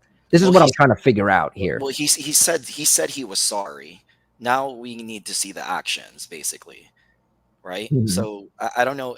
I don't really go on Facebook, but I don't know. Does Facebook still censor stuff? Do you still get tagged or blocked or whatever the case may be? There's still that going on. Okay, so then so there you go. So we'll see. You still have that on X as well, by the way. Yeah, it still happens. It's still happening on X too. Well, it's just that companies are drugs. Because it's what? The social media companies, they're drugs. That's the difference between Zuck and Elon. Elon has Tesla, SpaceX, fine. But Zuck has 2-3 billion users on his app. Every day, you go and you look at funny videos of cats and dogs and girls in bikini and whatnot. It's a drug. It's game over. You cannot go against it. The thing I don't know anybody that doesn't have a touch point with some Meta product throughout the day. If you're just on WhatsApp, or if you're just scrolling Instagram, Facebook not so much anymore, but definitely Instagram and WhatsApp is my thing. I can't live without it. I'm not a Meta holder, but what is the PE right now for Meta? Not really. I don't really look into it, so I don't know. Neil, do you know? The forward I think PE. it's still 20. I mean, forward PE. I think it's still in the 20s. Actual 35.1, estimates 24.7. The estimates actually come down if you look at like 24 estimate forward PE 24.79, 25 21.9, and 20 so it's still 26, cheap. 18. So technically, it's still cheap. Compared to the market, the others, yeah. He's saying Steve pointed out that Meta and Google are trading cheaper than Pepsi. Yeah, That's a but- great thing about PE, isn't it? It really it's a really good way of Yeah, but you know why? pairing these companies in different. Pepsi and Coca-Cola, because you can basically say that their future cash flows are more secured than tech companies. So What? they get a True. higher multiple. People Coke. will always drink Coke and Pepsi. Yep. Yeah, but if there's a switch, like say RFK does get put in charge of health in this country, you know, the idea that they'll have sodas and vending machines and things in school, that's over. Like, forget about it. And that's a base. The a United good States is solid not base the for- world, my friend. What are you talking about? So any final thoughts on that? Like, is now the time to invest in Meta, or is this time to maybe hold Okay. or back out of it? I'm It's gonna going to take print this. for the election, in my opinion. I think it's got a 6 in front of it by the end of the year. I'm comfortable selling puts in the $500 range here. So you think we're at 600 by the end of the year? Yeah, I believe so. I mean, I left, fuck $1 million or so on the table with Meta. So I've been trying to get, $10,000 at a time. So basically, I think content creation has become probably the next level. I got to show you guys something real quick. Watch this. This one not YouTuber / Instagram person, right? She's created an entire genre of. I love this girl, by the way. Watch. All she does is this. Hungry? You want me to make you a sandwich? She just comes on and makes people sandwiches, and she's got like 85,000 subscribers. Okay, and like all the videos that she Are you has, hungry? You want me to make you a sandwich? right? Hey, you hungry? You want me to make you a sandwich? Bro, I am so fascinated by this. I'm I am getting so hungry. But that's an offshoot of those.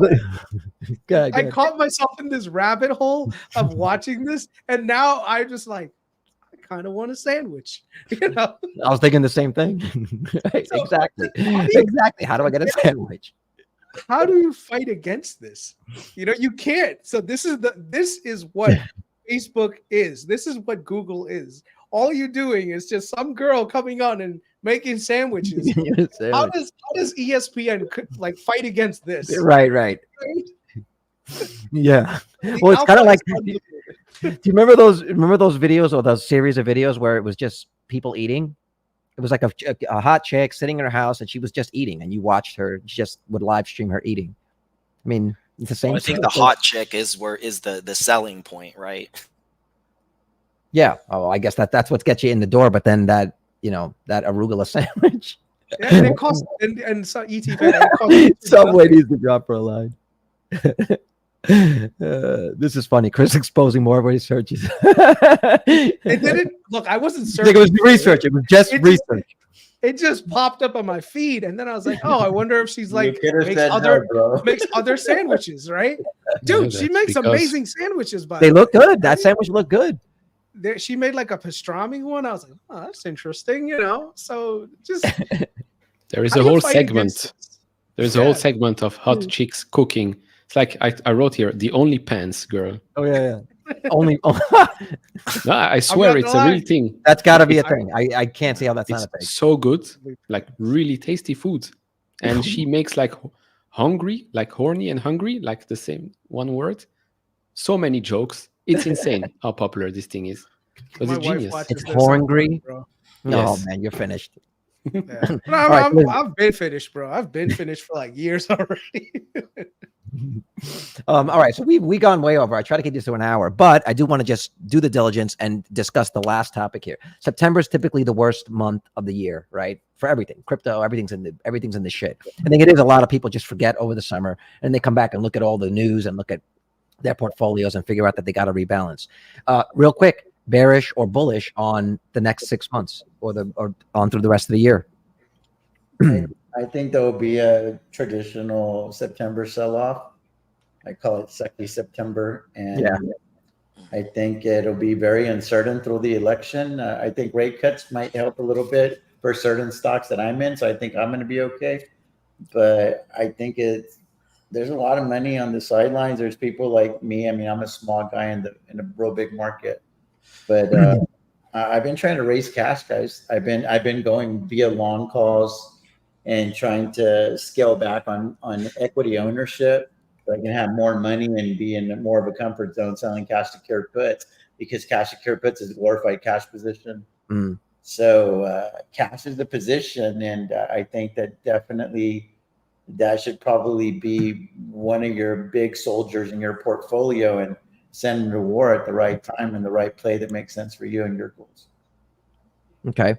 So, but where do you think? I'm in the same boat as TJ. I'm Yeah, raising cash. We will have a Santa rally after the election's over, because the one thing the market doesn't know, and I'm sure Chris and I, we don't agree on everything. We're going to agree on this. The market fucking hates uncertainty.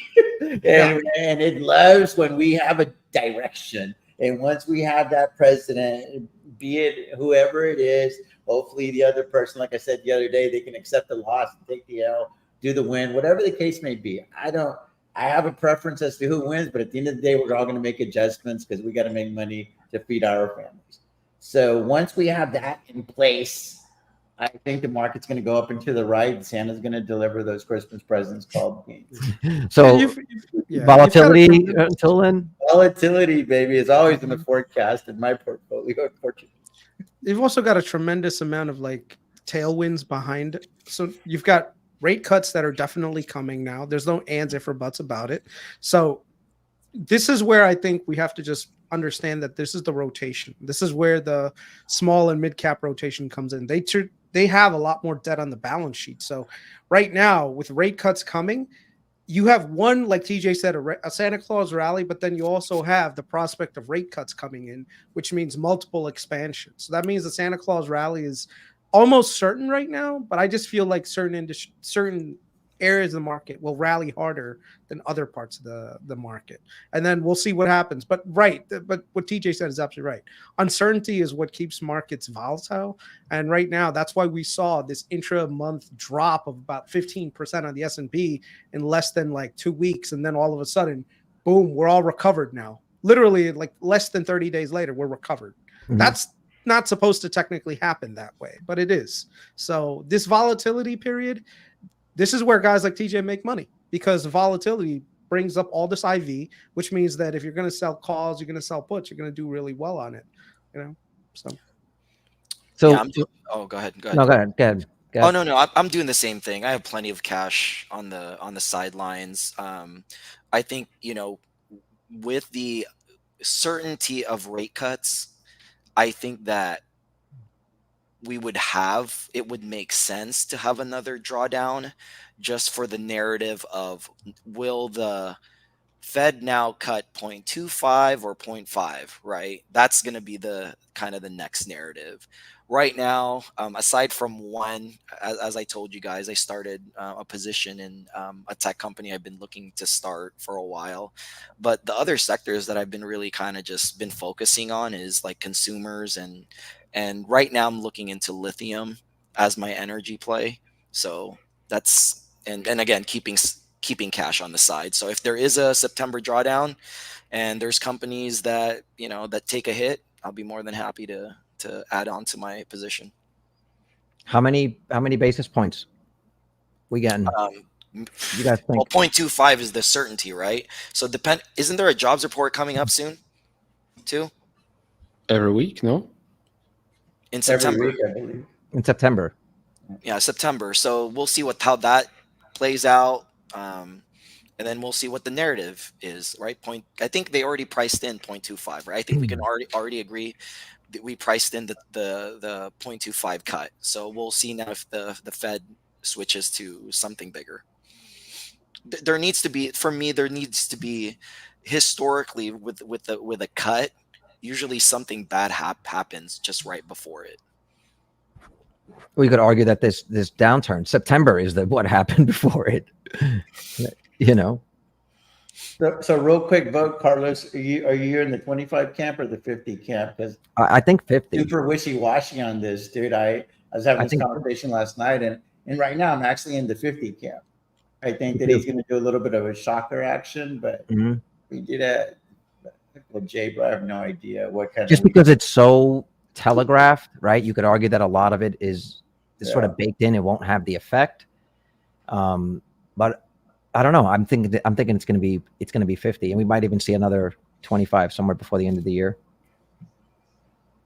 You know, Yeah. Could be a political play.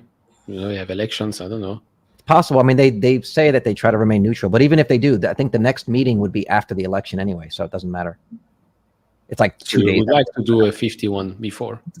Maybe. That's what I'm thinking. I don't know, but I also think just because it's been telegraphed for so long to really Yeah. have an impact, maybe you get some of that surprise. Well, we're doing a poll on it to see. Let me see. We can end here with the. I don't know if I can go back and look at some of the previous polls, but will there be a rate cut in September? 25 basis points. So we had 3 options here. Results of the poll. I'm going to end the poll now, and what we have is the winner was 25. 25 basis points. 75% of the people think it's going to be 25 basis points, and 15% think it's going to be 50. 0% think. Oh no, yeah, 0 think it's 10%. And 75 damage control. Interesting. That's the camp I'm in. I think it's going to be 20. I think it's going to be 50. And then we'll get another 25 somewhere at the end of the year, which to your point, TJ, that would be the Santa rally. But doesn't the market typically go down? I mean, Chris would know more. He follows this shit way more than I do. But doesn't the market actually go down after rate cuts? Like just in general? Like I know some stocks do really well, but in general, doesn't that actually push the equities down? So if you look at historically, recessions when they come, they don't necessarily like tank the stock market, especially if you look at generally the index. You just see like flattish growth, right? So if you look at like the years where, unless you have like the great financial crisis, which was like a great reset, like unless we're getting some systemic level event like that where everything is just being sold off regardless of which industry, you're going to see typically just businesses and multiples contract, right? So like, you know, right now, imagine you were expecting 15% year over year growth in the stock price. Right. Maybe it doesn't grow by 15%. Maybe it only grows by 1 or 2%. So when you look at these recessions, they're just usually periods where multiples contract, but especially for growth names, you'll see them kind of flattish. And then for value names, you might see a little bit of a drop. But overall, this is one of the things about recessions that people really should understand is that you typically don't see more than maybe like a 10-15% drop in the S&P 500, but then it quickly recovers within a very short period of time. So if you look at recessions, they typically last about 11 months, right? 11 months in terms of a total lifetime is not very much at all. So if the S&P drops, let's say 10% in 2025, and then recovers probably another 10% in the back half of 2025, that just means you had like a flat year in US equities. That doesn't mean that, you know, like the economy imploded and you're going all the way down for the next 5 years. I mean, that's what a lot of people fear. But the key there is usually just want to be, you always want to be invested in the market, okay? The thing is when these recessions come, just have some cash on the side so you can buy things at a bigger discount. And usually during recessions, there are times where things can go really, really south, in which case you have a tremendous opportunity to buy. Now, the question that we should all really be asking here is that did we already have the recession? And I think a lot of people say, no, we didn't have the recession. But if you look at the data It from was like two quarters of negative gross GDP. That happened in 22, right? 2022, yeah, yeah. 22, You could make a case 22. that was the recession, that 2022 was a shitty, that whole year was shitty. Right. You had valuations come down significantly among the S&P. Like, let me just bring it up real quick. Hold on. If you guys have a minute, you know. Yeah, but didn't they redefine the definition of a recession back then? Yeah, exactly. There you go. It's fake news, right? It's like, oh, I think there's a recession. Booming, baby. That's all you got to do to get rid of a recession, Neil, is just redefine it. With what recession? What So there's no national debt of $35 trillion? Trillion is the new billion. Oh, shit. So let's just take a quick look. Okay. This right here is the S&P 500. And This is the what do you call it? The S&P 500, and then future profit margins. Okay, so you can see here during recessions, you usually have these contraction periods where profit margins come down significantly, and then they eventually go back up. So you saw that kind of happen with COVID, where profit margins shrank and then all of a sudden went back up. You kind of saw that happen in 22, where profit margins shrank and then came back up. But we didn't have a recession this time. Like, so if you look at even forward earnings, that's what happened. Forward earnings went all the way from 22 back down to 16. But no, we didn't have a recession. We didn't have a recession like normal, and basically everything came back up again. So even if we do have quote unquote a recession, all you're going to see is like this come down slightly, and then eventually it just comes right back up again. So recessions are not something to be scared of unless it's like something that's super systemic, like the great financial crisis, where you see a hard reset down. But as far as I can tell, there's no issue with credit, which is what the problem was in 2008. So the takeaway is the people on the sidelines waiting for the recession to buy in are just going to watch the S&P get away from them. Wait, say that again. I'm saying the takeaway from what you're saying is if you're waiting for this crash, if you're waiting for the recession, the S&P is just going to get away from you because it's in our rearview mirror. It just didn't look the way that we normally see it or classify it the way that we normally classify it. But that's essentially has already happened, and it was 2022.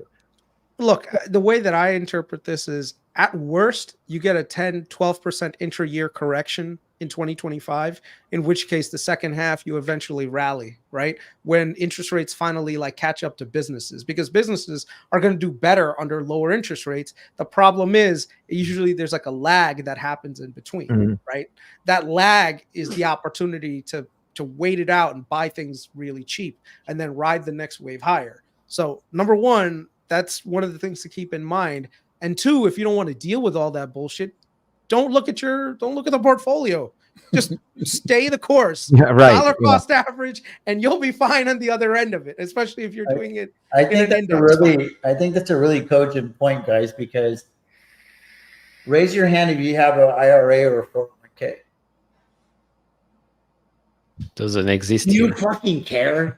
And, No, the IRA, no. Is anybody ever like, I'm going to reallocate that? No. So I always have my 401k mindset when it comes to the portfolio that I trade live, before portfolio I trade live on my YouTube channel, is because if this was the fucking 401k, I wouldn't even be looking at this shit, dude. I wouldn't give a shit about the minutes. I wouldn't care about Jackson Hole sticking in your hole. You don't think about any of that stuff. You're just like steady Eddie, and eventually you win the race by accident almost. So it's funny. It's funny you say that because I have the IRA set up even for myself and for the kids, and it's amazing how I how I invest differently in those. Yeah, I don't look at. I just throw the money in and don't think about it. And like most of the people that are moving the markets today, they're all going to be dead by the time we withdraw that money. It's like it's so true how there's a different mindset of knowing that bro. I'm running the 59.5 race. That's it, right? Like that. Right. Then like, dude, okay, I'm 49.5. There's 10 more fucking years of this grind, Right. Right. Think about where you were 10 years ago. Oh my God. What are you gonna do? I mean, you're not gonna successfully time the market very often. Are you going to be able to get lucky here and there? Of course. Is that a sustainable business model? Probably not for 99% of the population. I mean, maybe you're that 1%er. Meet Kevin talks about doing it all the time. I'm certainly not a Meet Kevin in that aspect. I know Chris has very, very timely timing in certain things, but I don't think that's not his whole investment style. Like, I'm just going to time the fucking market, because he knows that being in the market over the long term, the economy goes up and to the right in this country is more achievable for a lot more people. Dude, wouldn't it be so random if Jay Powell doesn't cut in September? Wouldn't it be so random? He just comes on, he's like, psych. Like, that sends equities down, though, right? Now he would look like the biggest, like no one would trust him after that. Yeah, because he already said in Jackson Hole, I think it's time we start cutting. And now if he comes out in September and says, I think we're okay. Dude, that would send the wrong message at the wrong time. You know, that's what would cause an economic problem. You know, so. What's up with Bitcoin, Carlos? Real quick, I know you're the Yeah, I gotta Bitcoin go, guys. fucking resident bull. Chris, thanks, man. Appreciate you, my Yeah, man. thanks, Chris. Bitcoin. Well, look, Bitcoin is tanking for a number of reasons right now. I also think that some of it too is even pressure from the miners, like the miners that have been holding, expecting some sort of bump in the price that they'd be able to sell. Now it's just a lot of forced sales. Yeah, I think we're seeing a lot of forced sales, and there is sentiment. And September is usually the shittiest month. But historically, Bitcoin starts a rally in the month before rate cuts actually arrive. There's a lot of similarities to Bitcoin's price action now in 2019, and so. If you're following, I mean, this might be like just too deep in the weeds, but if you're following like Bitcoin's dominance and Bitcoin versus ETH, basically we're now, at least me, I'm waiting for now ETH Bitcoin to capitulate down. We're like at the 0.39, we're looking to get somewhere in the 0.2s. And that's when I think that Bitcoin will actually make a turnaround. So essentially, a lot of the Bitcoin is tanking. What's propping it up, even though it's tanking, is a lot of this money coming from the alt markets right now as people are converting. But once you get that final capitulation and the alts are as far away or as weak against Bitcoin as possible, that's when I think the whole market will rise. So again, are you able to pull a And Bitcoin chart up? And to be and Tej also, we're still technically 4 months after the halving. Right. That's not when Bitcoin usually launches, right? The only reason I'm asking is because I want to become a Bitcoiner, right? Because A Bitcoiner? a very small percentage of the Stack population sats. that's a Bitcoiner, and I'm just kind of want that feather in my hat. So I'm just asking somebody that's very invested in it. I've been honestly since it kept dipping under 60 and into the 50s. I started another just daily DCA, and I'm just continuing to accumulate with the goal of trying to get another half BTC. That's really all, but it's just a daily DCA. I'm basically putting my coffee money, all the excessive, that extraneous impulse spending money into Bitcoin as it tanks, because I'm seeing it's very strong against the alts. I did purchase a little bit. I did starting buying back into ETH. I took some profit on ETH when it was around 3,200. When I initially thought that was when ETH was going to be its weakest. Now it's come down below, and I picked up some ETH and somewhere between 25 and 2,100 back there.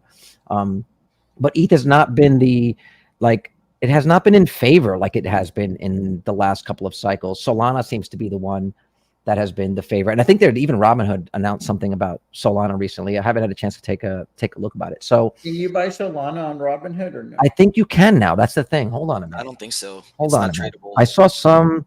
No, they did announce something. Yes, and but I don't Robinhood. know which one. I didn't. But I think So what all happens when you alternative buy- assets. What happens when you buy Bitcoin on Robinhood? It's technically Robinhood's Bitcoin, right? Because they're not going to give you any keys or anything, right? How does that work? 'Cause you're Yeah, only you don't have a trading- wallet. You're only Yeah, but I'm trading- not sure if you can just move it off of there. I don't know if you can take custodian of it by moving it from Robinhood to, say, a private wallet. So then I haven't heard that you can't do So that. then buying Bitcoin on Robinhood is essentially that cliche, not your Not your keys, not your keys, crypto. not your Yeah, crypto. that's what Shane's saying. Yeah. Yeah. But I think all And look, I alternative think this is a good point. There's a lot of people like Jimbo Slice here. I'm a crypto baby that can argue with the results. I'm buying a little bit to hedge. This is what I think is starting to happen worldwide. Like when we talk about securities and investable assets, this is a worldwide asset that anyone can buy all over the world, trades 24 hours a day, 7 days a week. And I think there is a real upside to this thing, especially as governments around the world continue to inflate their currency. So I think it's still early. It's still early. I don't know that we're going to get the massive 10x gains that we've seen in some of the previous Bitcoin runs, but I think it'll be right up there with some of your best performing stocks. And from what I understand, Bitcoin is still the best performing asset year over year since its inception. I'm still very, very bullish on it, but I'm being just a little more patient with my out. What has happened before might not happen in the future. Exactly. Plus, but I mean, now all of the guys that you wanted not to get their hands on Bitcoin have got their hands on Bitcoin. Governments, big banks, big companies. Yeah, but this is what happens. But this is what happens to This is what happens to even a stock that goes from a retail stock to an institutional play, right? You want to be in there when it's all retail, and then you want to get your out as the institutions pile in. And we've wanted this for years. Bitcoin would not have been over 50, 60 grand if the institutions didn't start buying. So yeah, but all the the idea behind buying Bitcoin was to go decentralized, right? Was to go against, let's say, the establishment or whatnot. Share that real quick, Carlos. Yo, Carlos, I gotta go, man. All right. Take care, guys. Have a good week. Yeah, I got a See ya. jet too, but we'll end up on this. So I'm officially You're holding? a part of a Bitcoiner. I just did it right now. Oh, okay. Oh, you just picked up a little smidgen, a little chunk. Little. I'm already down. This sucks, bro. You literally you bought the top. Now welcome to crypto. That's what Bitcoin does. Welcome to Bitcoin. That's what happens. Yeah. I might do like 10 a week until I get to 1. If it stays under the 60. Just yeah, it's a thing. Just hold. When it goes, when it runs, it runs. You'll be happy you're holding it. You know, and your miners, forget about it. Your miners. Just text me when it's time to sell, though, bro. I don't want to have any. I'm not trying to pay for work here. Okay, I will. Not financial advice. Just two guys talking. Yeah, this is not financial advice. But if you see me posting pictures of like airline tickets to Bora Bora, I've sold. Guys, I'm out. I'm out of crypto. I once had a full Bitcoin, and then I sold. Oh shit! But I sold correctly, I think. I sold. You made money for sure, but. No, I was sold in 2021, so in the 50,000. Oh, then you sold. Yeah, you sold at a good time. Look, I kicked myself for not taking something off the top. I was sitting on a lot of gains, expecting something different. But Bitcoin always does what you least expect. I think someone even posted that Bitcoin tends to move when everyone thinks it's dead, and that's exactly what I think is what's going to happen until it wrecks everyone. The shorts, the longs, the alt market, then it moves. So I'm just being patient. Yeah, I mean, I had it since 2017, I think, until 2021. So I've seen like the highs, the lows. Exactly. The dead period. But yeah, I mean, crypto is crazy. Crypto is crazy because I converted everything to Bitcoin at one point. All the ETH, all the shit coins. Yeah. The amount of money I got for free from airdrops from all of those years is insane. It was a couple of thousands of dollars for free. Wow. It's crazy. Mm-hmm. It's crazy. Never seen something like this. No, it is the Wild West, or at least back then, 2016. Back then it was the Wild West. Yeah, I was involved in a crypto Ponzi called the USI Tech, and there was another one called the Bitcoin something, bit something. And it was one of these deals where you buy like these packages for like $60, and then you get other people to buy packages for $60. And before you know it, on paper, I was approaching a shitload of money. And this was in 2015, dude. I remember it like it was yesterday, dude. I was literally I was dropping a deuce. And my buddy Chris, who had like almost 7 figures in the platform, said the FBI warning, the thing is on the USI Tech website or whatever. So I remember logging on, and I was just like, dude, like, my heart was like in my throat because that was supposed to be my lottery ticket, right, in 2015. And I literally went to my neighbor's website, my portal, which is an oil fill outfit that I used to work for before from 2011 to 15. And this was actually, I'm sorry, this was like, I misspoke. It wasn't in 2015. That's when I got laid off. It was in 2016, late 2016. And I told them that I want to get my job back. Because my lottery ticket just went to shit, and that cost me another 3-4 years of my life in the oil field. Oh my God! And I was like, I've heard a lot of those stories of people that were like in early. Yeah, these people would allegedly do arbitrage, and all you had to do was hold. Like, all you gotta do is you're Bitcoining like a fucking idiot, bro. I'm sitting there sending all of my money to Coinbase and then shooting it over to their wallet like a fucking idiot, bro. I know. And I mean, dude, so be careful, dude, because it still is. There's still shit out there. Like, there's still shit out there that people like promise you these ungodly returns. And I'm like, bro, like, they would be writing books about you, making movies about you if you were that good, you know? I mean, come on. No, but the things you had to do before to buy Bitcoin was crazy. Dude, what a hassle, bro. What a hassle. So annoying. So annoying. Yeah. Oh yeah. Back then. Yeah. I mean, I was trying to mine it back then. I should have just bought it, honestly, because it was easier to just set up a miner than it was to try to buy. The way you have to move the money and wait and hold it here, and you're like, "Who am I holding all this?" And because it was so shady, you're only doing like $100 because you're like, I'm not going to give them $5,000. So then you're like, I'm going through all this for $100. Looking back now, though, all of that would have made me very, very wealthy had I have done it. You know, but I mean, on the flip side, maybe you would have fallen on the shady website and absolutely, would have lost it. yeah. So it could have. We don't know. It could have. Yeah, the hindsight is 2020 in that sense. Yeah. But I want to add something. I don't know if you're all in maybe buying sports cards, Pokemon cards, sneakers, stuff like that. But I did notice that in those markets, things are shit as well.